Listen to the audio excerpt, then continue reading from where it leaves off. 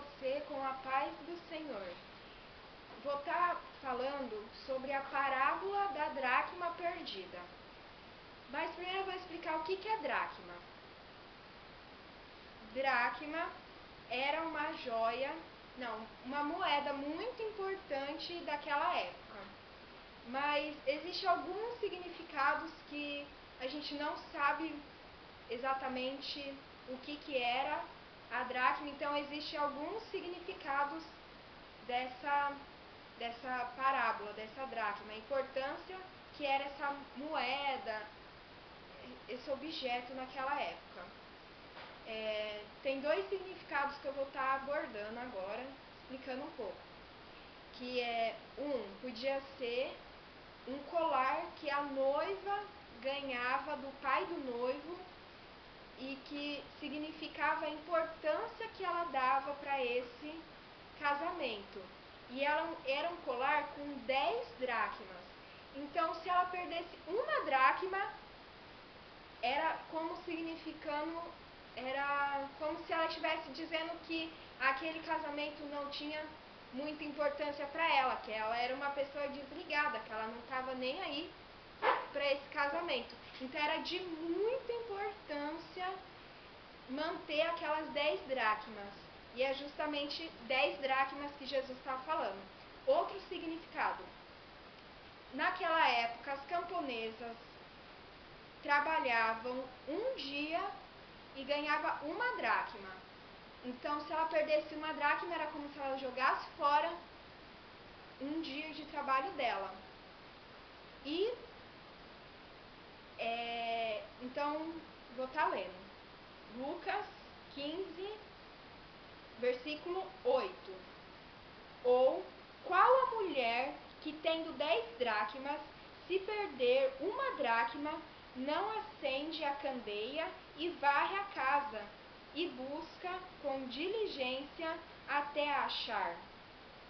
E, achando-a, convoca as amigas e vizinhas, dizendo: alegrai-vos comigo, porque já achei a dracma perdida. Como todas as parábolas que Jesus falou, que estão escritas na Bíblia, ele faz uma simbologia, um símbolo, né? Por exemplo, eu estou num beco sem saída, socorro. Bom, você não está realmente em uma rua sem saída, você está em uma situação complicada que você não consegue achar uma solução. E era isso que Jesus fazia, comparando as coisas daquela época. Por isso que muita gente não sabe exatamente que Jesus, a importância que era uma dracma. O que revela aqui, e tem história, que era muito importante essa moeda. Então, Jesus faz a comparação de quando a mulher acha essa dracma, uma dracma, e ele faz a comparação com o reino de Deus. E ele fala: assim vos digo, que há alegria diante dos anjos de Deus por um pecador. Um pecador. Ele não está falando aqui, uma pessoa santa. Não, uma pessoa que usa saia até o pé. Não, ele está falando de pecador. Por um pecador que se arrepende. Então, existe uma salvação para todos nós nessa terra, nós pecadores. Jesus faz festa, alegria lá no céu quando um pecador se arrepende.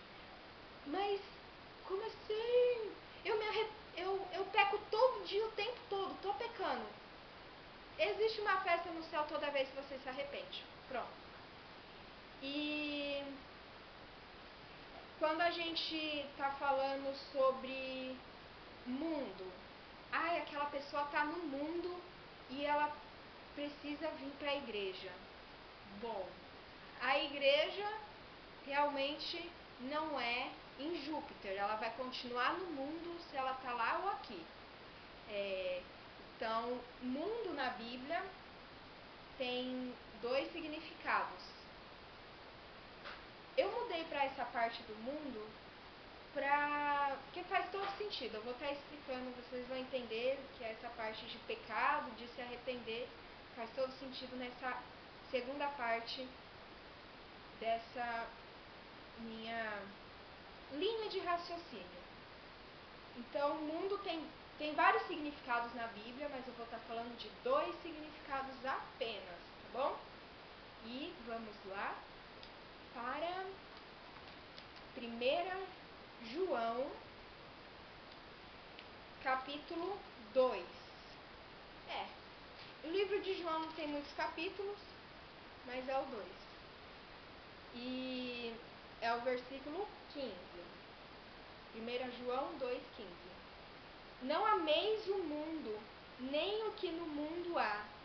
Se alguém ama se alguém ama o mundo, o amor do Pai não está nele.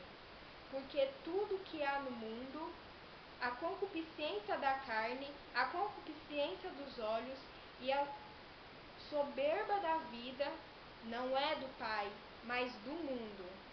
E o mundo passa, e a sua concupiscência também. Mas aquele que faz a vontade de Deus, permanece para sempre. Ok. Aqui está falando que nós precisamos fazer a vontade de Deus. E então o Pai está com você, está te ajudando, está te auxiliando. Enfim. Mas a Bíblia... Bom, mas não, o meu foco é no mundo. O mundo... Bom, então aqui está falando que não ameis o mundo. Mas vamos comparar essa parte do mundo com João 3,16, que fala: porque Deus amou o mundo de tal maneira que deu o seu Filho unigênito, para que todo aquele que nele crê não pereça, mas tenha a vida eterna. Porque Deus enviou o seu Filho ao mundo, não para que o condenasse o mundo, não para que condenasse o mundo, mas para que o mundo fosse salvo. E a Bíblia está falando não ameis o mundo e está falando que Deus amou o mundo. Por quê? É muito simples essa resposta. Só existe uma resposta nisso. Porque mundo existe vários significados. A Bíblia está cheia de palavras que ele usa várias vezes. Por exemplo, pastor. Pastor tem vários significados na Bíblia. Lavrar a terra tem vários significados. E o mundo é só mais um. Quando a gente fala, porque eu fui para o mundo e voltei. Não, você não foi para a lua e voltou. Você continua no mundo. Só que você não pode estar no mundo. Como assim? Não dá para entender. Claro que dá, porque mundo é diferente de mundo. É tão óbvio, porque, por exemplo, quando Deus fala não ameis o mundo, ele está falando do mundo que significa o mundo carnal, o mundo rebelde, aquele mundo que as pessoas estão fazendo o que bem entende da sua vida, com rebeldia contra Deus, falando que Deus não existe.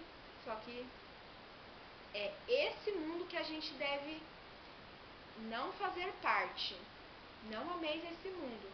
Mas aqui também existe outra palavrinha que tem 2 significados. Que nem o ameis. Não ameis esse mundo. Ok, o mundo está falando nesse versículo de 1 João 2,15. Não ameis ao mundo. Só que tem outra parte na Bíblia que está falando: ame o seu irmão como a si mesmo. Bom, ame o pecador. Ame... Enfim, tem vários ame na Bíblia. E aqui está falando outro ame. Não ameis ao mundo. Só que aqui está falando assim, esse amar está falando de não ame no sentido como, mãe? Não ame não queira estar junto dessas pessoas que estão lá naquele tipo de mundo. Bom, tem dois tipos de homem, tem dois tipos de mundo, e aí a gente consegue entender perfeitamente tudo, claro, porque se a gente amar o nosso irmão, a gente vai estar fazendo o que Deus quer. Mas a gente não pode amar o mundo, mas só que o mundo não é composto pela humanidade corrompida, mas a gente tem que amar eles. Tem dois sentidos de amar. Amar de tratar bem, de não julgar, e tem o tipo de amar que a gente não tem que, eu digo, idolatrar, né? Que a gente ama aquele irmão que está lá no mundo, mas só que a gente não idolatra a ponto de ter vontade de ir lá. A gente não pode amar nesse ponto. Entende uma coisa muito diferente. Bom, e então existe dois tipos de mundo, o mundo espiritual e o mundo carnal. A gente precisa nascer de novo para a gente entrar no mundo espiritual. E como que a gente vai entrar no mundo espiritual? Nos santificando. E como que a gente vai nos santificar? Muito simples. Eu vou estar falando para vocês essa resposta. Como que vamos nos santificar? Santificar é nos separar para Deus, só que, bom, como nos separar para Deus? Como que eu vou fazer isso? Bom, eu peco, eu gosto de pecar e não tô nem aí. Enfim, mas na Bíblia está falando como que a gente vai se santificar. E a resposta está na Bíblia toda, mas a parte que eu vou ler, uma única parte, é João 17. João 17:17, que fala: santifica-os na tua verdade, a tua palavra é a verdade. Aqui é uma oração que Jesus está fazendo para Deus. Então ele fala: santifica-os. O os aqui significa nós. Santifica-os na tua, que é Deus, na verdade de Deus. A verdade de Deus, a palavra de Deus é a verdade. Simples assim. A gente precisa nos santificar, ou seja, ler a Bíblia, estudar a Bíblia e saber o que fazer para agradar a Deus da forma correta. E sempre orando, pedindo para Deus estar guiando o seu caminho, está falando o que você deve fazer, o que não deve fazer, e pensando o que Jesus faria. Mas como que a gente vai saber o que Jesus faria, sendo que a gente não lê a Bíblia? Então, é necessário, é uma obrigação do cristão ler o que Cristo falou para sermos cristãos, ok? E não é tão simples assim seguir os mandamentos de Jesus, né? Não falo os mandamentos do homem que está no Antigo Testamento, mas eu estou falando do Novo Testamento, que fala que nós devemos perdoar as dívidas. Se alguém pegar emprestado, não peça a quantia de volta. Se a pessoa voluntariamente não devolver, não peça de volta. Se uma pessoa bater na tua cara, você tem que dar a outra cara para ela bater e não se vingar dela. E assim por diante. É muito difícil seguir o que a Bíblia fala, mas a gente consegue, pelo menos um pouco, né? E eu acho que é uma luta, e é isso que Deus quer da gente, que seja difícil, porque a Bíblia está falando que a gente carrega a nossa cruz. Carregar a cruz é essa dificuldade que a gente tem na luta contra o mundo.